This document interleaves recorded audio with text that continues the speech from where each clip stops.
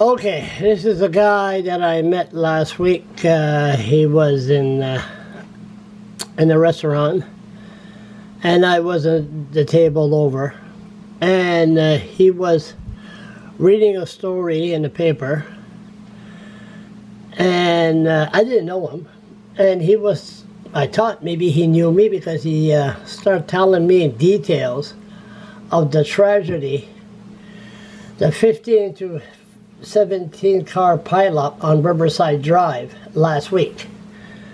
And it was so interesting, the story, but he wasn't talking loud. And when I went and sit down across from him and tried to take a picture, he didn't want his picture taken. So I'll respect his privacy. That's why I'm covering his face.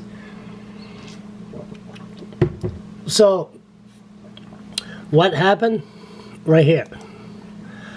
So this is Riverside Drive, right here. That's what they call it, Lower St. Mary's.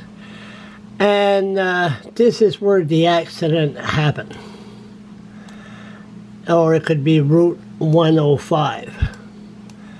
So, right here, somewhere there. And it was a complete whiteout. A complete whiteout. You couldn't see 10 feet in front of you. It was very bad. And so myself, I hear about this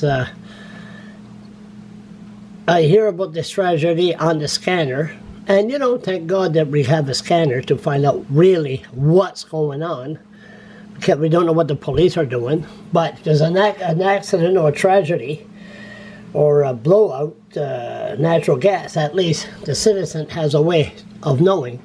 Anyway, focus. The dispatcher said send every available ambulance, please go to the scene immediately. Everybody, every ambulance in the area, go to the scene. And I could tell by the tone of his voice there was somebody that was in very bad shape, and later on somebody died. Now, what happened? 15, 17 car pileup.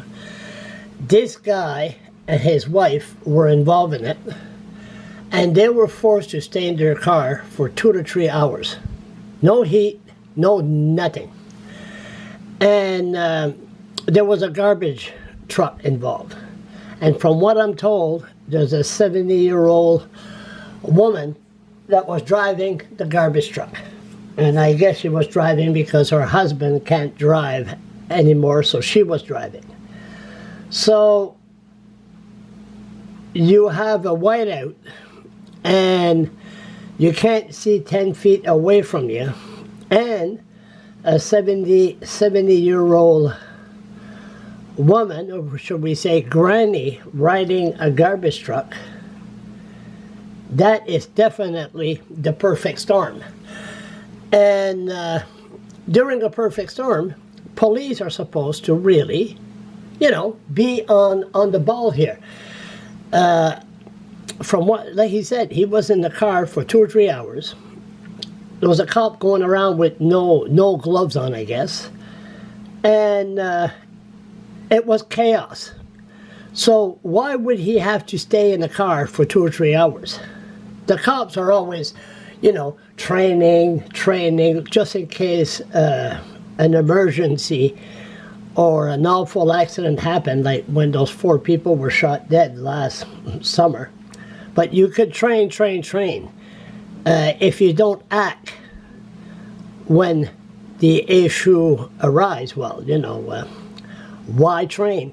So for a couple to stay there in their car for 2 or 3 hours, I mean, what happened there? The question is why? And then you turn around, the 70-year-old woman, that's another issue. But there's a lot of stuff that happened here during this 15 to 17 car pileup. Then there's another thing that I have and I forgot. Wait 1 second here. I don't have to do no editing. It's a blog. Maybe I have it. Let's see. Be patient. Be patient. I have. Anyway, it's a picture of a young girl with 2 black eyes, which I don't have here. So anyway, a lot of people were injured. And the question is, there's a lot of unanswered questions here. Were you there? Do you have some pictures? Do you have opinions on what happened at that 15 to 17 car pileup on Riverside Drive last week? Please tell.